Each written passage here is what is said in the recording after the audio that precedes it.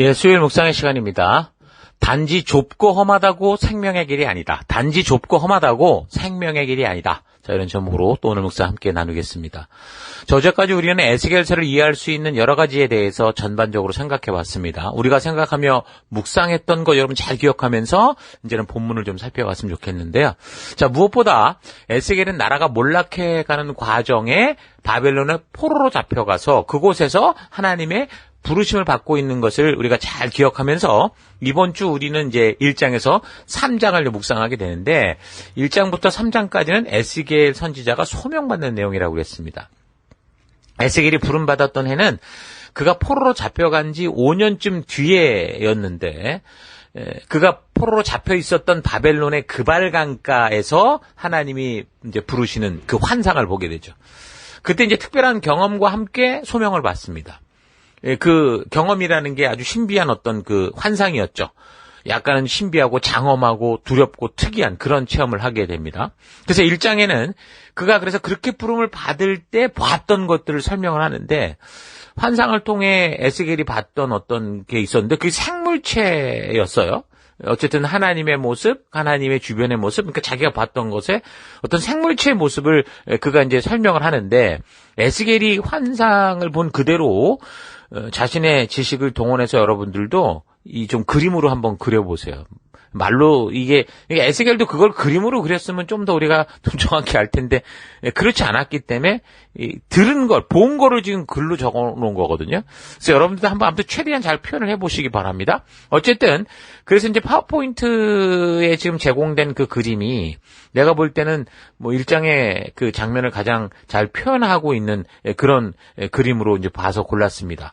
저번하고 다르게 또 좀 다 설명들이 그림들이 보면, 찾아본 그림들이 정말 정확하게 이거다라고 말할 만한 그런 건 없는 것 같아. 날개와 날개가 서로 맞닿아 있는 이런 것들이 좀 없다든가, 아니면 날개가 다 있는데 지금 선택한 그림처럼 뭐 진짜 뭐 네 명의 생명체가 다 보이지 않는다든가 뭐 이런 식이어서 어쨌든 우리가 최대한 말씀을 근거로 여러분들도 말씀 안에서 잘 상상해 볼 수 있기 바랍니다. 근데 중요한 건 뭐냐? 그 부분에서 에스겔이 지금 이게 뭐야라고 설명하는 게 아니라 그 전체의 모습들을 설명하고 있다라는 거예요. 그러니까 이제 이걸 가지고 무슨 오해를 하고 뭐 그럴 필요가 없는데, 그런데 또 사람들이 이상하게 이런 부분을 보면 또 신비하고 이래 보이니까 무리한 해석을 하려는 경향이 있습니다. 근데요, 늘 말하지만 성경이 분명하게 이거는 이거야라고 설명해 주지 않는 어떤 그런 하나하나에 대해서 그냥 우리의 상상을 동원해서 뭐 어떻게 보면 너무 충성스러운 마음에 말씀을 바르게 이해하고 싶은 마음에 그런지는 모르지만 너무 무리하게 과하게 그렇게 해석을 달려고 하는 거, 이거 좋지 않습니다. 하나님은 그의 백성들에게 환상을 보여주시든 이상을 보여주실 때 그게 뭐다라는 것을 반드시 설명을 해주세요. 예수님께서도 그 비유로 말씀하실 때 그 후에 반드시 제자들에게 당신이 말한 비유가 뭔지를 말씀해 주셨잖아요. 그러니까 요한계시록에서도 그 보면은 환상이 굉장히 많이 나오는데 그 환상을 볼 때마다 그게 뭐다라는 거를 계속 설명을 했던 것 여러분 기억하실 겁니다. 앞으로도 살펴가겠지만 어쨌든 그래서 1장에서는 에스겔이 보는 그 생물체에 대한 어떤 설명이 없어요. 지금 전체 보는 그 상황을 얘기하면서 하나님 보좌 밑에 있었던 이런 생물체가 이렇더라라고 한 건데, 근데 이제 그게 뭔지를 10장에 가면 설명을 해요. 이 생물이 뭔지 20절을 보면 그것은, 그러니까 지금 뭔가 또 10장에서 이 에스겔이 뭐 환상을 보는데, 그 보는 거는 내가 그발강가에서 보던, 그러니까 지금 1장이죠. 이스라엘 하나님 아래에 있던 생물이라. 그렇게 얘기를 하잖아요. 근데 그게 뭐냐면 그들이 그룹인 줄 내가 아니라. 그룹이라는 게 영어 그룹을 말하는 게 아니에요. 그러니까 어떤 단체를 말하는 게 아닙니다. 그냥 그게 고유 명칭이에요. 그러니까 이거 영어 성경으로 보면 뭐라고 이걸 하냐면 케루빔이라고 얘기를 합니다. 그러니까 1장에서 나오는 이 복잡해 보이는 설명은 바로 케루빔이라는 천사를 설명하는 거죠. 또 우리 말로는 이게 그룹이라고 이렇게 번역을 한 거예요. 그래서 어떤 사람들은 근데 이걸 가지고 무슨 상상을 하고 막 그려다 보니까 야 이거 무슨 UFO 아니냐 뭐 이렇게도 하고, 또 거기 보면 이제 이 생물체 얼굴이 4개라고 그랬단 말이에요. 사자와 소와 뭐 이런 식으로 뭐. 그러다 보니까 이게 사복음서를 상징한 거다. 이런 식으로도 얘기를 하거든요. 왜 그러냐면 사복음서도 마태복음, 마가, 누가, 요한복음을 하나하나 그 상징적인 거 뭐, 마태복음은 사자복음이다. 뭐 마가는 뭐 소, 누가는 사람, 요한은 독수리 이런 식으로 표현하는 경우가 있어서 그렇게도 얘기를 하는데 그 전혀 근거가 없는 해석이라고 생각을 해요. 그러니까 성경이 해석하지 않는 것에 대해서 자꾸 자기 생각대로 이상한 의미를 집어넣고 거기에 자꾸 설명을 붙이면 이거 위험합니다. 그러니까 지금 1장에서 이런 설명을 에스겔이 하는 거는 지금 자기가 부름받았던 그 장면, 그 상황을 얘기하는 거잖아요. 내가 지금 어디로 부름을 받아 갔는지 그걸 지금 설명하고 있는 거라 그 정도만 좀 알면 될 것 같아요. 근데 가봤더니 이런 상황이더라라고 지금 전체적인 걸 보여주고 있는 거예요. 자, 그러니까 1장에서는 1절에서 3절까지 에스겔 선지자가 자신을 소개했고 4절에서 22절까지는 그렇게 이상 중에 봤던 내 생물과 그 주변의 어떤 바퀴들의 모습, 아무튼 봤던 모습을 설명하고 있고 그리고 22절에서 28절까지는 에스겔이 본 이제 하나님의 그 영광, 하나님의 현현, 하나님의 그 존재를 이제 보게 된 거죠. 그걸 본 것을 설명을 한 겁니다. 그러니까 에스겔이 본 이런 이상은 다니엘이 나중에 우리가 살피지만 다니엘이 보던 그런 이상이나 또 요한계시록 여러 곳에서도 사도 요한이 봤던 이런 이상들, 그러니까 그들이 환상으로 보는 게 성경에 나오는 그런 이 선지자나 이런 사람들의 환상들이 거의 굉장히 많이 유사한 것을 알 수 있어요. 다른 사람들인데도 비슷해 보이는 게 있어요. 그건 뭐예요? 누군가가 어떤 한 존재가 계속해서 같은 내용을 주고 있다 이렇게 볼 수 있겠죠. 그래서 우리는 이런 이상에 대한 설명을 들을 때 하나님께서 듣는 사람으로 하여금 하나님의 하나님 되심을 알게 하기 위해서 당신이 지금 계시하고 계신 거다. 스스로 당신을 보여주시는 방법이다. 그래서 하나님이 온 우주의 주인이 되시고 부르시는 그 사람의 주인공이 어떤 주관자가 되신다. 역사의 전체 흐름을 이끌고 계신 분이고 아무튼 당신의 지존하심을 분명하게 보여주는 거다라는 걸 볼 수 있습니다. 그리고 보여지는 환상 속에 나타나는 모습들에 대한 뭐 의미나 이런 거는 성경이 그것에 대해서 어떤 거다라고 설명하지 않는 한 그냥 전체적인 현상들에 대해서만 지금 이런 상황이다라는 거를 잘 기억하면서 지금 이 기록을 남기는 저자가 이런 걸 보여주면서 말하려고 했던 그 의도를 우리가 잘 기억하면서 그렇게 이 말씀을 묵상해 가면 좋을 것 같습니다. 자, 그래서 2장에는 그렇게 에스겔에게 임하신 하나님께서 에스겔에게 이제 어떤 사명을 주시는지가 나와요. 한 문장으로 표현하면 이렇게 볼 수 있어요. 그가 받은 사명은 하나님이 말씀하신 그대로 전해라 이거였습니다. 그러니까 중요한 포인트가 바로 그거예요. 2장 4절 얼굴이 뻔뻔하고 마음이 굳을대로 굳어진 바로 그 자손에게 내가 너를 보낸다. 너는 그들에게 주 하나님께서 이와 같이 말씀하신다라고 말해라 이렇게 말하는 거죠. 그러니까 중요한 포인트가 뭐냐면 하나님이 말씀하신 그대로 전하는 거예요. 근데 뭐 이미 몇 번 얘기를 나눴지만 하나님께서 말씀하신 그대로 정말 그렇게 전하는 게 우리가 살아가는 삶 속에서 전하는 게 절대 쉽지 않죠. 오늘처럼 이렇게 편안하고 정말 행복의 시대를 살아가는 이 시대 속에 우리가 전도하는 것도 되게 어려워하잖아요. 요즘에 얼마나 많은 교회 성도들이 말씀을 그대로 듣기보다 자꾸 자기가 원하는 대로 듣는 그런 성향이 있는데 그동안 그런 그 마음 때문에 하나님의 말씀 중에서 정말 하나님이 보여주시는 전체를 보는 게 아니라 늘 달콤하고 듣기 좋은 것만 들어왔던 거예요. 성경에는 분명히 있는데 지금도 우리가 다루는 뭐 예레미야서, 에스겔서 막 이런 거 보면 막 다 죽인다 살린다 이런 얘기밖에 없잖아요. 분명히 있는데 그동안 그런 걸 들어본 적이 없죠. 같은 성경 예레미야를 보든 에스겔을 보든 거기서 필요한 달콤한 것만 뽑아 먹다 보니까 거기에 다 연결된 내용인데도 듣지 못하다 보니까 야 이거 이상하다 왜 저렇게 얘기를 하지? 이런 식으로 적대적이 되거나 그러다가 심하면 막 이제 이단으로 몰아붙이기도 해요. 그러니까 사람들은 사실 진실이 아니라 듣고 싶은 것을 듣고 싶어 한다는 거죠. 지금 남녀다 몰락이 코앞에 다가와서 이제 결국은 여기서 지금 우리가 어떻게 회개하냐 이걸 얘기해야 되는데 그게 아니라 지금 거짓 예언자들은 전부 뭐 하나님 너를 지킬 거고 우리 조상 다윗의 하나님의 약속은 우리에게 영원하다 뭐 하나님이 함께하겠다고 한 예루살렘 성은 결코 무너지지 않는다 이런 얘기만 자꾸 들으려고 했던 거 아닙니까? 그렇지 않아도 불안하고 힘든데 그런 얘기는 참 소망이 되니까 자기가 듣고 싶은 거를 들었던 거예요. 하나님이 알려주신 진짜 미래가 아니라 근데 오늘날 우리 삶에도 그렇죠. 정작 하나님의 말씀의 가치대로 살아가는 헌신과 순종의 삶도 없어요. 그러니까 남유다처럼 자기 마음대로 살면서도 그저만 교회만 오면 잘 된다, 복 준다, 뭐 너네가 간절하고 지극정성 바치면 하나님이 축복한다. 이런 얘기만 자꾸 듣고 싶은 거죠. 그러니까 정작 하나님이 선지자들을 통해 성경을 통해 말씀하시는 진실은 들으려고 하지 않는 그런 행태들이 지금 질비한 거예요. 자꾸 반복해서 말하지만 하나님의 맺은 이 언약의 말씀의 가치대로 변화되는 그런 이 하나님 백성다운 삶이 없이 그저 그냥 목숨 걸고 믿음대로 살아감으로 정말 이 약속을 받았던 그 사람들의 이 약속들을 자기 것처럼 생각하는 거, 이거 참 심각한 거라는 거 잊지 마십시오. 성경에 분명히 약속이 있어요. 예루살렘을 영원히 지키겠다는 약속, 다 약속이 있어요. 근데 그거는 그 누구든 그렇게 하겠다는 게 아니라 다윗처럼, 아브라함처럼 그렇게 목숨 걸고 그 길을 걸은 사람들에게 이런 일을 하겠다라고 약속하는 거거든요. 근데 대부분 사람들은 보면 이런 거는 보지도 않고 그냥 하나님이 행한 그 행적을 보고 이거 우리에게 주신 거야. 막 자기 혼자 그냥 자기 거라고 착각을 하고 있는 거죠. 그래서 교회와 성도의 사명으로서 우리가 잊지 말아야 되는 것은 이 하나님의 말씀을 바르게 전하는 거예요. 바르게 전해서 이 사실을 알게 해야 되는 거예요. 하나도 빠짐없이 듣고 그 말씀대로 가감하지 않고 그대로 알려서 이게 무슨 약속이었구나. 이게 어떤 거였구나라는 거를 온 성도들에게 알게 해야 돼요. 그저 교회당만 오면 우리는 그냥 교회당에 왔으니 구원받았어. 이렇게 생각하는 이 착각을 버릴 수 있도록 해야 된다라는 겁니다. 그러니까 지금 에스겔이 거기에 지금 부름을 받은 거죠. 그래서 하나님은 계속해서 에스겔에게 그래서 하나님의 말씀을 전하게 될 때 그걸 듣는 사람들이 어떻게 될 거다라는 얘기를 또 알게 해주시죠.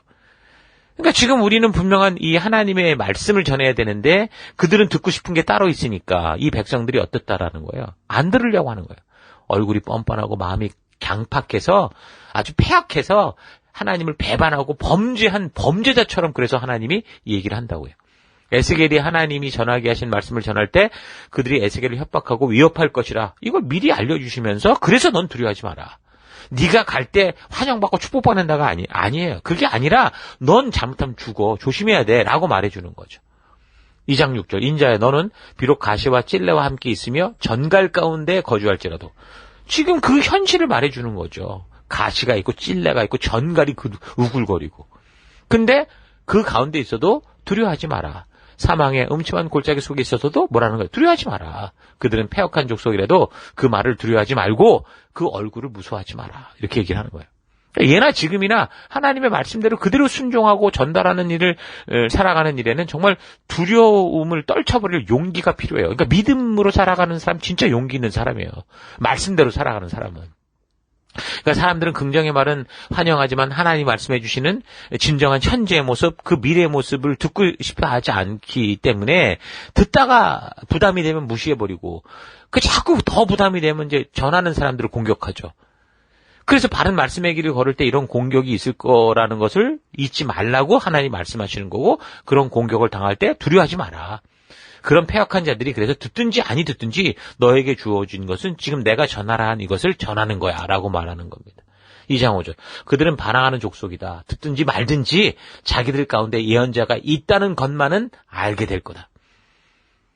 그러니까 우리의 사명은 그들 이해시키는 게 아니에요. 그들 믿게 만드는 게 아니라고요. 선포하는 거죠. 지금은 저들의 마음이 욕심으로 굳어져서 아무리 뭐 말을 해도 귀를 막고 반항하고 대적하겠지만 그러나 그들이 정말 그 절망의 순간에 올 때 하나님 말씀하신 대로 이 역사가 이루어져 간다는 것을 그들이 분명히 기억할 거다.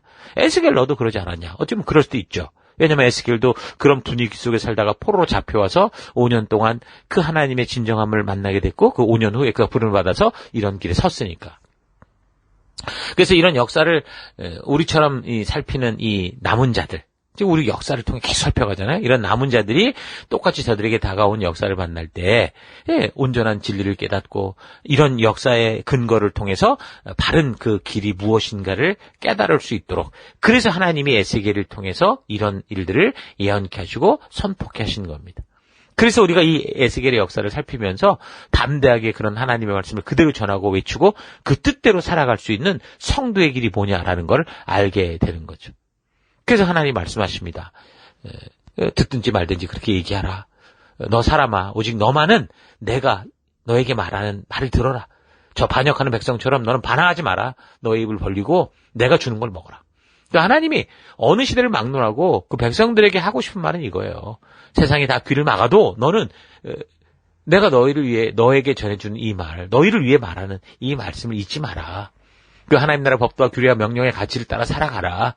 그것이 지금 언약한 열방의 제사장으로서 살아가는 길이고 그게 구별된 하나님 나라 백성의 모습이다. 오늘 이 시대를 살아가는 성도의 사명이다 말하는 거죠. 자, 에스겔이 불순종하고 패역하는 백성들에게 전할 하나님의 말씀은 곧 회복된다, 잘되고 복받는다, 복 이게 아니라 애가와 애곡과 재앙의 말들이었던 겁니다. 자, 이런 구조를 볼 때 오늘 교회와 성도로서 정말 우리는 진정한 사명이 뭘까 깊이 생각해 볼 필요가 있습니다. 그저 예수 믿고 믿으면 복받고 하던 일 잘되고 안 된 일도 잘되고 승승장구하고 이런 걸까요? 그렇지 않습니다. 오히려 이 세상이 죽음으로 가게 될 슬픈 노래, 그 절망에서 헤어나지 못하기에 나오는 탄식, 심판에 대한 것이어서 우리가 전하는 제대로 된 복음의 말씀은 그런 말을 듣기 싫어하는 세상으로부터 위협과 협박이 올 수밖에 없는 그런 내용이라는 거죠. 하지만 우리가 역사를 통해 보듯이 그런 하나님 말씀은 진짜 사실이었잖아요. 우리가 전할 때 핍박이 와도 이건 거짓말이 아니라 사실이니, 그리고 분명히 저들의 코앞에 닥친 미래였으니 우리는 어떻게 되는 거예요? 진실을 전해야 되는 거죠. 그럼 가끔 병원이나 의사에 관련된 드라마 같은 걸 보면 심각한 암에 이제 걸려서 곧 죽게 될 것으로 진단된 그 환자에게 이 사실을 뭐 그대로 말할 거냐, 아니면 곧 죽게 되겠지만 그냥 소망을 붙들며 그렇게 살아가게 할 거냐는 이런 질문을 던지는 그런 드라마들이 있잖아요. 그러니까 거짓말이 허용되는 조건이 어디까지일까 하는 고민인데, 사실 이것에 대한 확실한 기준을 잡는다는 것은 참 인간으로 불가능에 가깝다고 봐요. 그 레미제라블에 나오는 장발장을 위해서 사실 그때 교회 목사가 했던 거짓말은 그 사람을 어떻게 했어요? 바르고 온전한 사람을 만들었죠. 자, 그래서 어떤 사람들은 진실을 꼭 밝혀야 하는 그런 어떤 그 증거로 진실이 아닌 거짓으로 인해 누군가가 피해를 당하게 되는 경우 이건 뭐 하얀 거짓말 이런 거 없다. 진실을 밝혀야 된다. 이렇게 말을 합니다. 가령 뭐 어느 축구 시합에서 누군가 반칙을 했고 그 반칙을 공개하지 않으면 상대편 선수가 피해를 당하고 퇴장을 당하는 경우 이건 진실을 밝혀야 되는 거 아니겠습니까? 또 죽어가는 암 환자에게 삶이 얼마 남지 않은 것에 대해 의사나 가족이 말해줘야 되는 이유는 그 진실이 암 환자에게 고통을 준다고 해도 진실을 말해주지 않으면 이 사람이 삶을 정리할 시간을 가지 못하는 그런 피해를 입기 때문에 사실을 그대로 전해야 된다 얘기를 하는 거죠.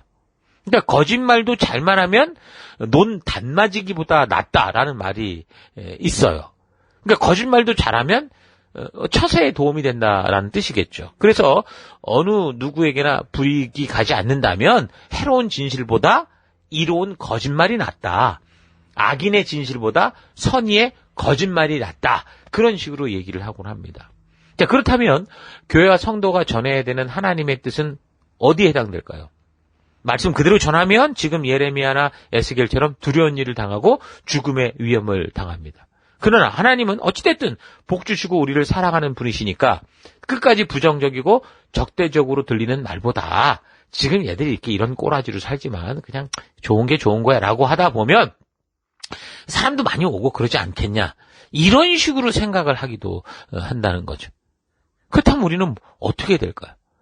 우리가 성경의 기록과 이 역사를 통해 분명히 알 수 있는 것은 예나 지금이나 하나님의 뜻대로 걸어가는 길에는 사람이 잘 안 모여요, 사실. 우리가 아무리 여기서 뭐 교회를 재밌게 만들고 뭐 어떻게 해서 사람들 모은다고 해도 그들이 전부 다 천국 가는 게 아니라고요. 이걸 우리가 기억해야 되는 거죠. 그래서 오병이의 기적을 일으킬 때 어떻게 했어요, 예수님이? 그때 입에 먹을 것을 채워주고 잘되게 해주니까 막 사람들이 구름대처럼 몰려와서 우리의 왕이다 그랬거든요. 근데 워낙 그렇게 달려들으니까 그때 이제 예수님이 진정으로 우리의 삶의 그 이유를 말씀하셨잖아요. 예수님의 살과 피를 먹고 마시는 하나님 나라 백성답게 사는 빛과 소금으로 사는 그 삶으로 초대를 하니까 어떻게 했어요? 전부 다 떠나고 말았던 겁니다.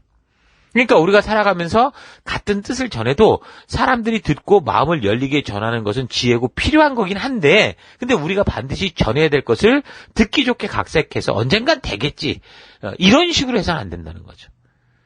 그것을 통해서 전해라 라고 했던 우리에게 명령을 주신 하나님의 의도가 바르게 전달되지 않을 때는 어떻게 돼요? 우리는 자꾸 다른 각색하고 빼고 더하고 할 게 아니에요. 그냥 그대로 전하면 돼요.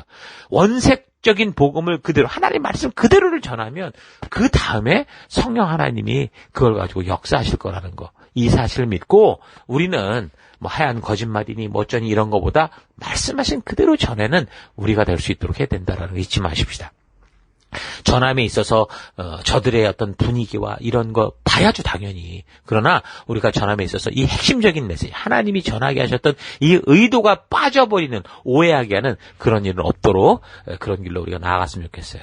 자, 예레미야서나 에스겔서를 통해 이런 부분들을 좀 우리가 좀 또 현실적으로 깊이 고민하면서 지금 내가 이 시대를 살아가면서 과연 나는 어떤 식으로 이 복음과 말씀을 전할 것이냐.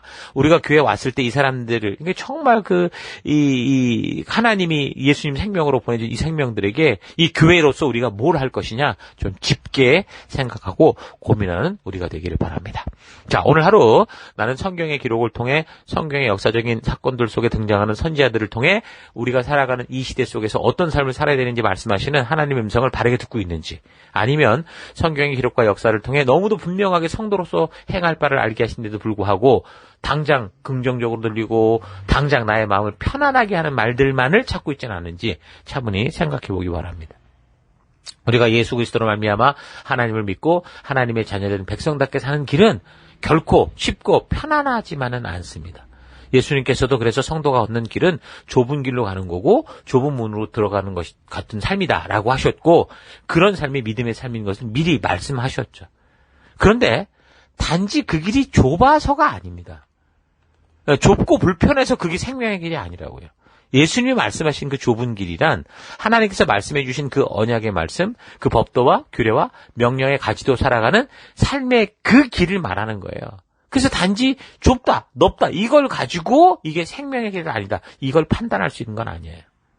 그 분명한 것은 하나님께서 주신 그 법도와 규례와 명령대로 사는 길은 본능적인 욕구와 욕심을 따라 자연스럽게 살아가는 사람들에게는 귀찮고 가고 싶지 않은 길이 분명해요.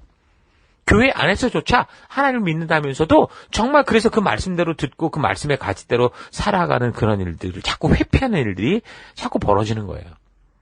그러나 우리 주님이 말씀하신 이 길만이 생명의 길이요, 참된 길이요, 축복의 길임을 잊지 마십시다. 그래서 성도는 하나님의 말씀을 가감하지 않고 들어야 돼요. 성도는 성경에서, 설교에서 보물찾기 하듯이 무슨 자기가 원하는 걸 찾아내는 게 아니고 창조의 시작으로부터 마지막 새하늘 새 땅에 임하는 그 계시록의 끝까지 성경의 역사를 하나도 빠짐없이 살피고, 무엇보다 하나님께서 그 백성들에게 직접 주신 그 법도와 규례와 명령이 무엇인지를 바르고 온전하게 반복적으로 알아야 되고, 그래서 하나님께서 말씀하시는 그 진심, 하나님의 진정한 의도가 뭐냐라는 걸 만나야 되는 겁니다. 자, 이런 사실 잊지 마시고 각자 번을 받고 살아가고 있는 삶의 또 곳곳에서 하나님의 말씀의 참된 가치를 알고 그 말씀의 가치를 따라 믿음으로 승리하는 여러분 되시기를 축원합니다. 오늘 하루도 힘내십시오. 잠시 기도하겠습니다. 하나님께서는 우리를 넓은 길이나 좁은 길이 아니라 하나님께서 우리를 창조하신 분으로서 우리가 생명의 길, 창조의 목적에 맞는 길로 이끄시는데, 내가 원하는 바 많은 사람들이 달려가는 넓은 길만을 찾거나 또는 남과는 다른 험하고 어렵고 좁은 길을 찾기는 하지만 그것이 하나님의 뜻과는 상관없이 내가 원하는 바라는 바이기에 그런 길로 걸어왔던 그런 욕심을 회개합니다. 하나님께서 전하게 하시는 말씀은 생명과 축복의 말씀이지만 자기의 만족과 유익을 위해 걷고자 하는 이들에게는 스스로의 모든 것을 빼앗는 말씀 같아서 그것을 바르게 전하는 자들을 협박하며 말하지 못하게 하려는 이 세상의 풍토를 우리가 바르게 깨닫고 다른 어떤 반응보다 하나님 말씀대로 전하고 그 말씀의 가치를 따라 살아가는 우리가 되길 원합니다. 바른 길을 걷기 위해서는 하나님의 말씀을 바르고 온전히 알아야 된다는 거 잊지 않고 날마다 부지런히 주의 말씀을 가까이 하며 살아가는 그런 내가 되기를 원합니다. 그래서 그 주님의 뜻을 알고 단지 좁고 험한 길이라고 생명의 길이라고 착각하며 걷는 게 아니라 주님의 말씀이 그 가치가 이끄는 그 길로 나아가는 오늘 하루 될 수 있도록 역사하여 주옵소서. 이끄심을 감사드리고 동행하심을 감사드리며 예수님 이름으로 기도했습니다. 아멘.